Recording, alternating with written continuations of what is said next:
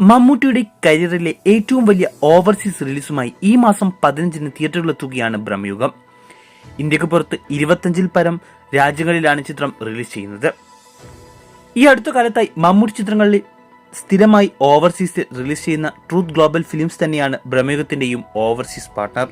ഇതിനോടൊപ്പം ഒരുപാട് മമ്മൂട്ടി ചിത്രങ്ങൾ ട്രൂത്ത് ഗ്ലോബൽ ഫിലിംസ് റിലീസ് ചെയ്തിട്ടുണ്ടെങ്കിലും 2022-ൽ റിലീസ് ചെയ്ത ഭീഷ്മപർവമാണ് ട്രൂത്തിന്റെയും മമ്മൂട്ടിയുടെയും ഹയസ്റ്റ് ഓവർസീസ് ഗ്രോസർ.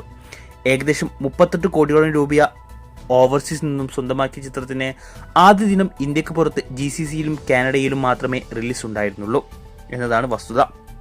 എന്നിട്ടും ഇരുവരുടെയും കരിയർ ഹയസ്റ്റ് ഗ്രോസറായി ഭീഷ്മപർവം മാറിയെങ്കിൽ ഇത്തവണ 25-ൽ പരം രാജ്യങ്ങളിൽ ഒരേ സമയം റിലീസ് ചെയ്യുന്ന ബ്രഹ്മയുഗം പുതിയ ചരിത്രം സൃഷ്ടിക്കുമെന്ന് തന്നെയാണ് പ്രതീക്ഷ.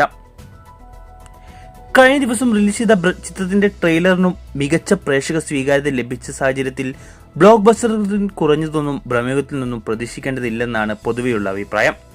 ഇനി പ്രേക്ഷകരിൽ നിന്നും നിരൂപകരിൽ നിന്നും പോസിറ്റീവ് റിപ്പോർട്ട്സ് ലഭിച്ചാൽ വേൾഡ് വൈഡ് ബോക്സ് ഓഫീസിൽ കളക്ഷൻ തൂക്കിയേടി തന്നെ കാണാം.